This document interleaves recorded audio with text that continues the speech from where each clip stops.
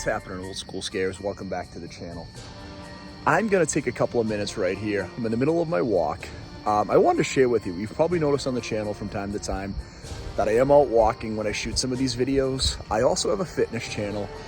I lost 130 pounds. I've gained some weight back, but I'm still down around 90 pounds. I have a channel that celebrates that, and we do some fitness things on there. But a lot of times when I'm out here thinking about some of the different things I want to shoot, I'm out doing my walk. So I just figured I'd give you a little clarity around that. But for this video, I'm gonna answer the most common question that I get asked. And people ask me all the time, what's a great horror movie for beginners? So I'm gonna stay here in this light, and I'm gonna shoot this video for just a few minutes. I'm gonna give you 10 great movies that you can watch if you're a beginner heading into October for that, what we call scary season.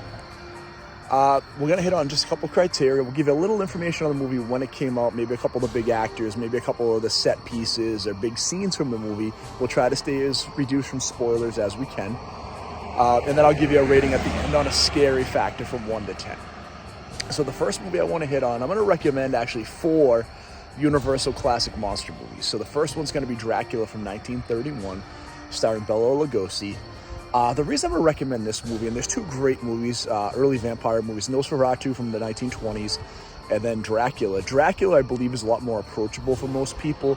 Nosferatu's unquestionably a scarier movie, but Dracula is so well known. When you think about Count Dracula, when you think about vampires, you think about Lugosi's performance as the Count, and that's kind of what the standard of everything from a vampire movie came from that movie. What I would say for this movie, I'll give you a couple things. One is it looks great. The transfer, I will tell you, in Blu-ray doesn't hold up as well as our next movie, but it still looks really good for the time. And it's an easy movie to digest. It's under 90 minutes. It's not particularly gory or scary, but it has enough scares and enough great pieces in the movie to draw you in, where it's an easy recommend for me, especially if you're new to the horror scene and you're trying to find something. For younger kids, this is probably a great entry into the horror scene because it's really not going to terrify them all that much.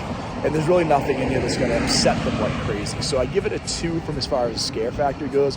And it's a must-watch if you're trying to get into the horror genre.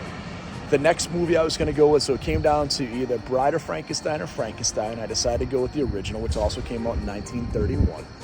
This movie's so iconic. And it's funny when you look at this movie and you look at Dracula, this movie looks a lot better. I think visually, this movie's a lot more stunning. This movie starred Boris Karloff as the monster. Again, I think Frankenstein's probably the most iconic monster out there. I think when you say Frankenstein, everybody knows what it looks like. And it looks like the Karloff version with the green skin and the flat forehead and the bolts in the neck. This movie's also very well done. It's also, under 100 minutes. It's not, again, incredibly scary. I think anybody can watch it, but I think there's enough good, scary pieces in the movie to keep someone entertained where it doesn't feel like it's so antiquated. So I'm going to give this one a 3 out of 10 because I think it's slightly more scary than Dracula. But again, this is a movie that anybody can watch. There's not a lot of blood. There's not a lot of gore. People can have fun watching this movie. Our next movie is going to be 1933's King Kong. This movie was interesting when I was thinking about this list. There was a great movie in 1999 called The Cider House Rules with Tobey Maguire, Charlize Theron, Michael Caine. And Tobey Maguire has kind of been sheltered his whole life, and they live up in Maine. And Charlize Theron's trying to get him to watch a movie. And he's like, well, why don't we just watch King Kong? Like, that's the greatest movie ever made. It's got the giant monster. It's got the tropical island. It's got places I've never been before. And I stopped to think about it for a second, and he's absolutely right. Like, for the time of that movie in the 1930s, Willis O'Brien stop motion effects are amazing. The story's great. It's just a great, incredible adventure that also happens to be a sci-fi / horror movie that's very approachable for everybody. The effects, while dated, still look really good. And I tell you, I prefer this over the 70s version by Dino De Laurentiis, which I think it's just a guy in an ape suit. I think this one still holds up significantly better. And I give this a 3. Again, it's pretty palatable for anybody. They're not going to be scared. It's definitely a movie I can recommend for everybody.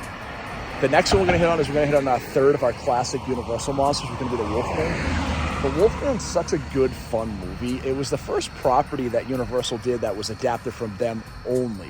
All the stuff previously, we had The Mummy, The Invisible Man, Frankenstein, Dracula, was all other properties, books that were adapted.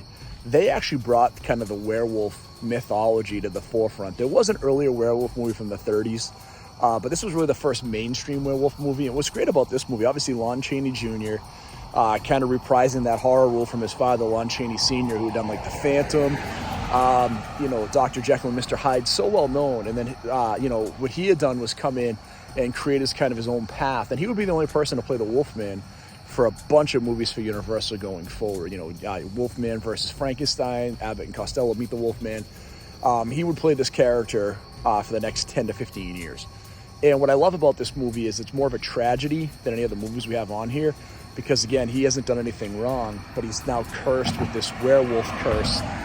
And it just really does play out like a great tragedy for him. Again, not a ton of gore, not a ton of scares. This is one that's a 3 or a 4, depending on how people feel about, werewolves. There's a cool transformation scene, which again hasn't aged incredibly well, but still looks really good when you go in and watch the movie. The last of the classic monster movies we're going to hit from the 1950s is going to be, from the Universal classic monsters, going to be Creature from the Black Lagoon. I think you guys all know I love the Creature movies. I think they're absolutely incredible.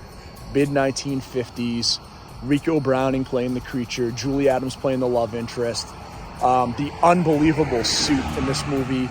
Again, the scenes on the Amazon, the deserted lagoon.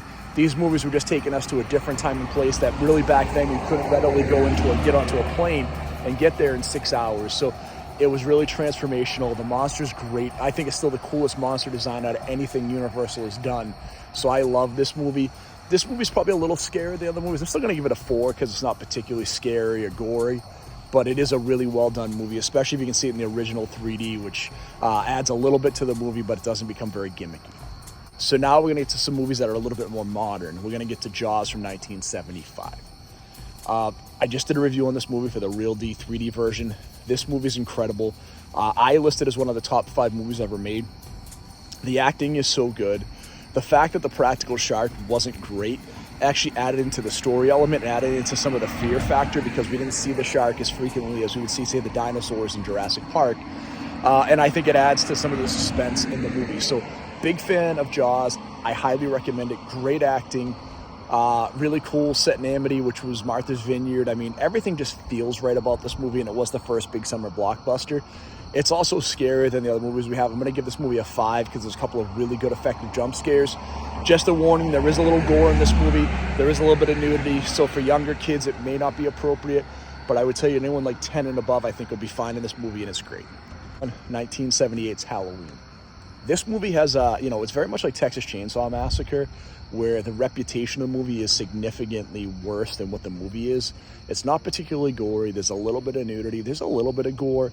But this movie isn't nearly as bloody as the sequels would become. And it really is a great effective scare, right? John Carpenter's first kind of big hit movie. Jamie Lee Curtis in her breakout role, who was the daughter of Janet Leigh, who was the star of Psycho. So, she had the lineage in the horror genre. This is just an excellent movie that I'm going to recommend if you want to get into the slasher genre. Before it would morph into something that was a lot more gratuitous nudity and a lot more, explicit gore, this is a great way to get into it. I'm going to give this movie a 5, just like I did Jaws. I think there's some good effective scares. I think Michael's a great character, but I don't think it's particularly gory or scary, and it's an easy way to get into the slasher genre. Now we're going to head into a ghost genre in the 1980s, and this is a movie that was pretty controversial when it came out. Poltergeist from 1983. Now, when Poltergeist came out, and it was PG, I saw this movie. I would have been like 9 or 10 years old when this movie came out, and flat out, this movie scared the shit out of me. There are 2 scenes in this movie that are incredibly scary. So this is going to be the highest rated movie from a scare factor that I give. I'm going to give this a 7. There's a little bit of gore, and there's definitely some great scares. And I am going to have a spoiler here, so if you don't want to see it, kind of fast forward just maybe 15 seconds. But there's a scene where one of the cameramen that's helps trying to figure out what's going on in the house goes into the bathroom, and he sees something on his face, he starts to pick at it, and he peels his whole face off to reveal a skull. Man, as a 10-year-old in the PG movie, this scared the hell out of me. It's kind of like Indiana Jones with the melting faces by the Ark. They were messing with us with PG back in the 80s. And then the second scary scene in this movie, which I think everybody knows about, is the clown under the bed. Holy crap. That clown doll scared me. Still does to this day. I think it's a great effective scare. So this movie is probably a 7 from a scare factor. But again, I think it's still very approachable. There is obviously a little kid that's in danger in the movie. So again, it might not be suitable for kids like under 10 years old. But I think 10 years and above, if you want to get into horror movies, it looks great. Some good scares, and it's a lot of fun. So we got 2 movies left. We're going to get into 1996's Scream. The movie that brought back the slasher genre. Again, no nudity in this movie. There is some gore at the beginning. There is a little bit more as the movie goes on. The most gore is right at the beginning of the movie. There is some pieces of gore, the rest of it, but it's not particularly gory. It's probably a good 7 as well from a scare gore standpoint, because it's probably a little more aggressive than some of the other movies. But it's also very well made. The cast is excellent. The writing is great. It does play as a murder mystery movie, so I think that's really cool. So I would tell you in this movie, like, it's one I would definitely recommend if you're trying to get into the slasher genre and you're not looking for something too scary, too gory, something that's relevant, something that looks great, that is good acting. This is a great movie to go in and check out. And again, I think it's a good indication. If you're okay with this, you're probably okay to get into some of the earlier Friday or Nightmare movies, or even some of the later slashers that would come along. The last one we're going to recommend to you is going to be The Sixth Sense from 1999, which was like the ghost story for that time. Again, I don't want to give any spoilers on here if you haven't seen it, because this movie really does need to be watched from the first time yourself. I don't want to give anything away. And hopefully if you don't know about it now, you're probably too young. So yeah, go watch it and hopefully find out the mystery of the movie, which would be a calling card for M. Night Shyamalan as he would go along in his movies. But this one's great.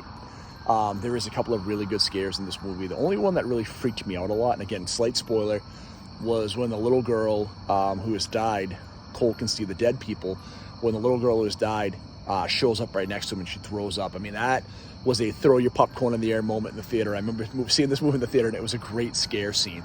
But again, I think this movie overall, holistically, is probably a 6. Again, not a lot of gore. There is a couple of good scary ghost scenes, but again, just an overall very well done movie and a great movie to watch as you're trying to get into the horror genre.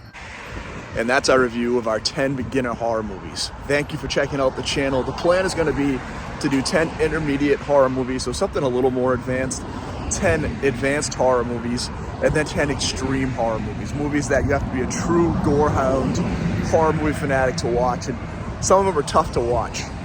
But I will give you something to go look at if you want to expand your horizons beyond what you've watched currently in the horror genre. You know, we've had some success on the channel recently. Our Hallow Scream movie, our Hallow Scream theme park review has done very well. Got a ton of views. Our Jaws 3D review did very well. We've just had some really good success, so we appreciate everybody checking out the channel. We still only have a few subscribers on here, so if you haven't done so far, please just hit that subscribe button, hit that like button.